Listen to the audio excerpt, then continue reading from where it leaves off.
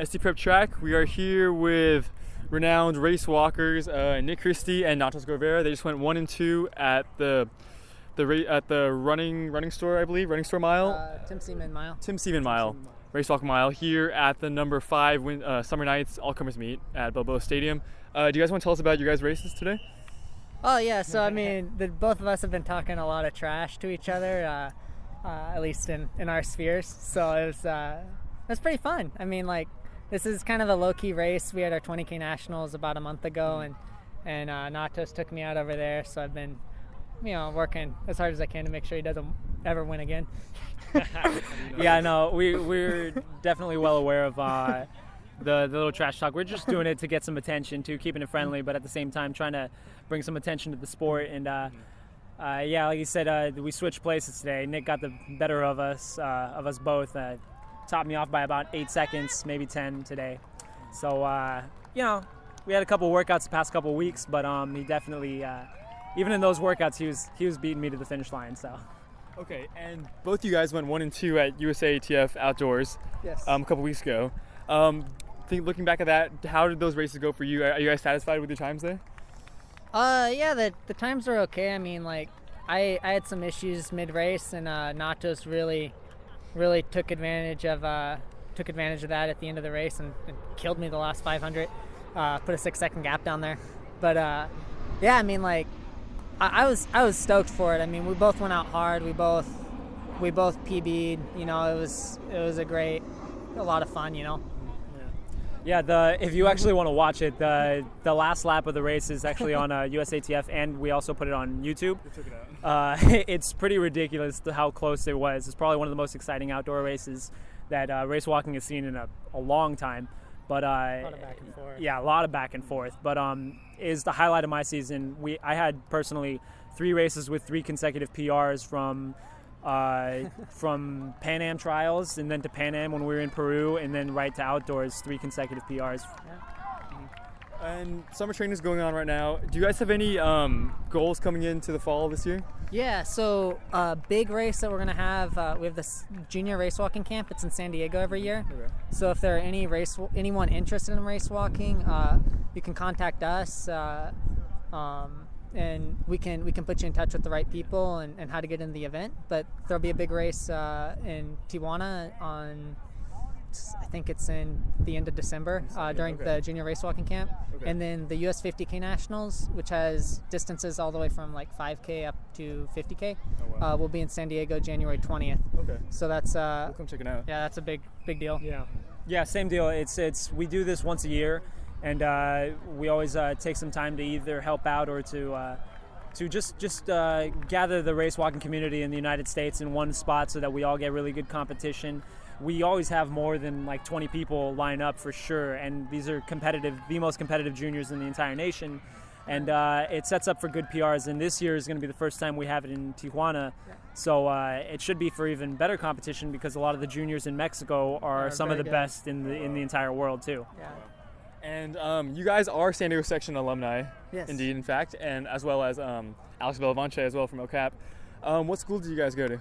So I went to Grossmont High School. So while I was there, I was actually doing the hurdles and pole vault as my primary. So you weren't a distance runner at all? I did cross country and I kind of floated around stuff, but primarily the vault and hurdles were my events. Wow. No, I was goodness, I think I was number 1 runner for SDSU. No, SDSU, I wish. For Sarah High School, I think my last from sophomore to junior to senior year. And yeah, I did cross country and track all 4 years. Awesome. And senior year, with a cast on my arm, I ran a 2 flat 800, and I never got a chance to run the mile as a senior, but as a junior on a dirt track, when UC still had a dirt track, I ran a 4:30. Wow, okay. Yeah. Okay, and you guys went through the Cuyamaca system, seeing renowned coach Tim Seaman. How has he pushed you, shaped you guys to become the best you guys can be? So I think I was the first one out of his program out there in 2012, going into the Olympic trials that year. But it's crazy. I mean, like, he gets everyone to try it out, like, at the end of the season, sees if you have the aptitude for it. So, like, he's not pushing it on anyone who doesn't want to do it. Yeah. But I mean, when you run into two-time Olympic coach, and they see something in you, you go with it. And absolutely. I don't know what else to say. But there'll be exhibition races coming this year as well for the 3,000 in the community college. No, yeah, I would say the same thing. Tim Seaman is very famous, I would say, personally, in the San Diego track and field community, not only for the work that he's done in race walking, but also what he's done for running. I mean, he's been supporting a lot of these track meets, and you see him out here basically at every single Summer Nights meet. And when it comes down to it, I think that there's not a single runner that also doesn't know him. He's been very contributive to the sport, nothing but supportive to all events. He's been a two-time Olympian. He's traveled all around the world more than I can even imagine. 42 national championships? He has American records from 5,000 all the way to 20K. Yep. So he's done a 1906 5K walking. And needless to say, I mean, the man, Nick, we would not be here. We wouldn't exist without his help. Yeah. So, it's phenomenal the work he's done for the community. And race walking is a lesser known sport, especially to us high school athletes who pretty much we never see this, along with steeplechase as well. But when did you guys first start race walking? So what prompted you guys to first start? Tim Seaman. Tim so Seaman. I mean, like in high school, I think we joked around doing it every now and then, just because we saw it at the Olympics one year, and then it's like, oh, I can try that. But then, as far as racing was concerned, I didn't know about it till Tim actually showed it to me, and From there it just took off. Yeah, from there he showed it to us. He entered us in a couple races, and then see if we were flaky or not, and then we stuck with it. Yeah, I used to be a part of club track when I was like a wee little 5-6-year-old. I was a sub band. I'm running around, and I would make fun of race walking like the next person.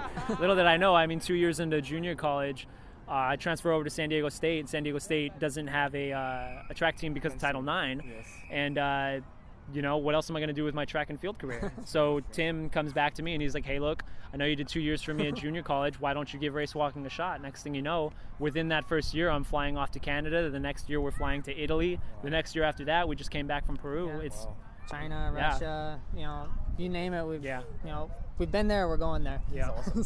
Yeah. So, obviously, the ultimate goal is 2020 at Mount Sac.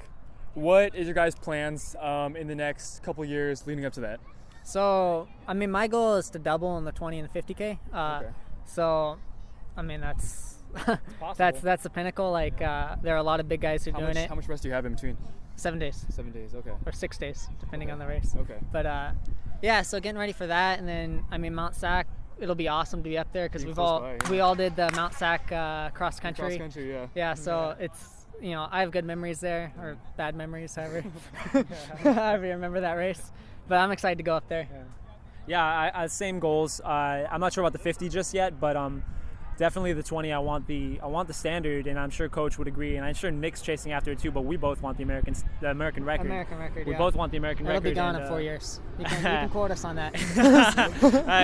Hopefully, we'll find out. We got some time, but besides that, I mean, I know me and Nick both agree that what we want to see the most is just we want to see this sport change, the respect for it change, and if we have to lead the way to do that, we'll be the people to stand up and do that. Yeah, I mean, there's so many good athletes in San Diego,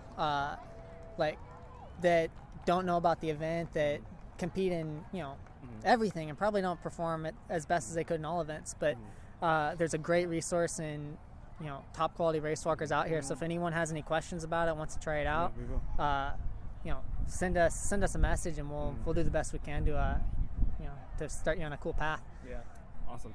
And coming from San Diego Section, seeing all these past historic runners, seeing you guys back in the day, Tim Stevens back when he was here. You guys know Mac Fleet, aware of Mac Fleet and all those people? See him at every race. Okay. Everywhere. So how have you seen the whole San Diego Section community? How have you seen that all change in the past years? It's gotten. I've noticed the track has gotten a lot bigger. Like from when we had the Jim Ryan Mile a couple of years ago. Just like our meets are getting more people out here. There are more kids, just in general. Like we just went to the California State Games like the other day, and that was one of the first races I did as a race walker, and I was like one of the only people in the event.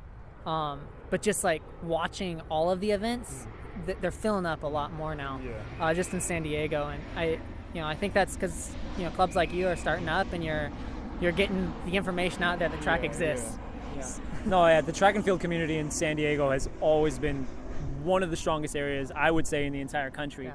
And I tell people all the time, like, it's a shame that SDSU doesn't have a track team, because if they did, they would be, best in without the a country. doubt, they would be rivaling the University of Oregon. They would, and if not, they would be better. And I believe that with all my heart, because I've seen the talent here, and we always come back to see the high school races. We always like cheering on our schools and stuff, but when it comes down to it, I don't think that there's any year. Everyone likes saying that their generation was a little bit faster. Every generation I've seen has a stack load of talent. Ebbs and flows, Yeah, it goes some up and down. events are good, some but events are bad, there's but so then the much, next year it's another one. There's so much talent, there's so much potential here in San Diego, and I can't wait to see where it goes. All these guys are making scholarships to four-year universities, big schools, and it's just a shame that they don't stay in San Diego, to compete. Yeah.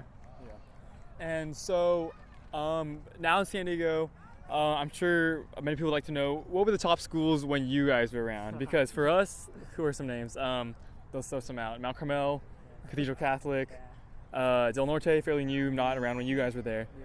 La Costa Canyon. Yeah, La Costa So Canyon, what schools were one of the top rivals with you guys back when you guys were in high school? I mean, still Canyon's always been really Canyon, strong, okay. as coming from Grossmont, and then there were a bunch of good runners, like the Gonya was at West Hills, I think. West Hills, okay. So I mean, we had pockets of people that were in pretty good schools in our area, and frankly, I didn't know anything. I didn't know Sarah existed when I was in high school.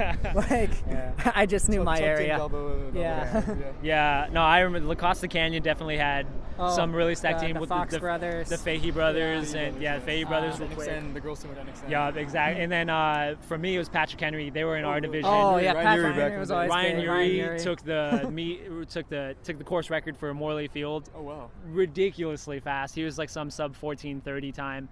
And then also on that team, Eddie Ramos, and then Mir Mesa always had a bunch of good runners. But Patrick Henry, La Costa Canyon, Scripps, yeah. Like, what was the Dons? The Dons, yeah, Cathedral Catholic. Okay. It's usually the same thing, yeah. Yeah, so a lot of the good schools. Yeah. Okay. And one last question, actually two more questions, let's say. So as we went over, race walking is not that popular. What's your guys' advice on maybe starting up on the sport? What would you guys say for a high school athlete watching this? What would you guys say to them in response to maybe you should try race walking? Dude, just reach out, man. Like, we're all friendly. Yeah. Reach out and then give it a go, because we're training all the time, and we don't mind showing up to other areas, locations, whatever, to teach people. He's teaching his girlfriend right now. She's gonna make it qualify for indoors this year. Awesome. Yeah. No, I would say the same thing. Give it a shot, and not saying No limits. Yeah, there's no limits. I mean, the opportunities are massive. Like I said, in the first year, Like, I got third at Olympic trials my first year. you're getting gear like this in the first year. And you're flying trips full paid by USATF. You're a part of Team USA, and it's not that people keep saying that there's like a lack of talent in race walking. It's just that there's not enough people. Yeah, there's the depth always is lacking. Yeah, we need more depth, especially on the men's side. We definitely need more depth on the men's side. The women are starting to gain in numbers, but try it out. Ask us. We're on Instagram. We're on Facebook. Send us a message. Guaranteed, you've got something to contribute to the sport. Oh yeah. And so once racing season starts up again, what does a typical week of training look like for you guys? Like, how much recovery you normally get from races, how much time you take off, stuff like that? So this year, the peak of my training, I was doing around 200K a week, like 160 to 200K. Okay. So that'd be like 100 to 120 miles. Okay. But a lot of it's just kind of measuring how you feel, and then a lot of long walks. So like I said, I'm getting ready for the 50K this year. Okay.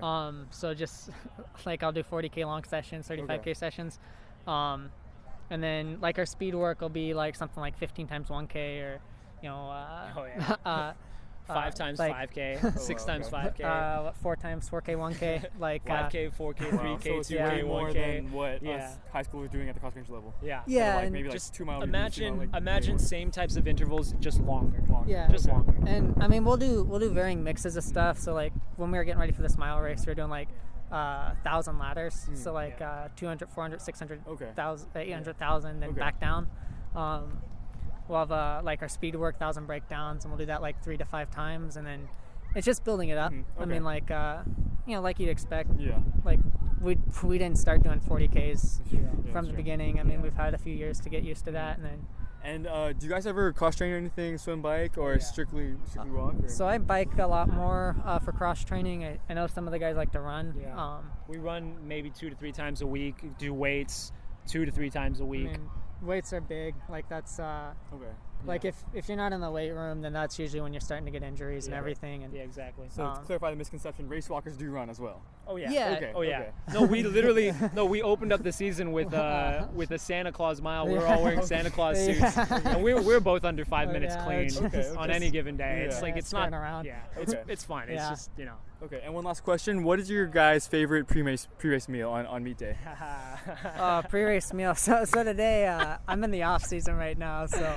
I decided to have a lot of the food I don't normally eat, so I ate, the Fruit Loops with marshmallows and a few bags of Doritos and Pop-Tarts. You name it. It looks ugly. Like I was eating that today, but normally it'll be like like maybe a small bowl of oatmeal or a small bowl of cereal, and then maybe like some gels or something, just because it sits in the stomach. And Nick will back me up on this one. During one of the day before one of the best races of the season, for breakfast, lunch, and dinner, I had eggs. I had breakfast for breakfast for lunch, and breakfast for dinner. Wow. It's great. Pancakes, Yeah, it was awesome. It's carbs. I'll eat it. Yeah, awesome. I love that. Yep. Okay, well there you have it, guys. SFR track going 1 and 2 at the Balboa Stadium, all comers. Nick Christie and Emmanuel Corbera. Thank you.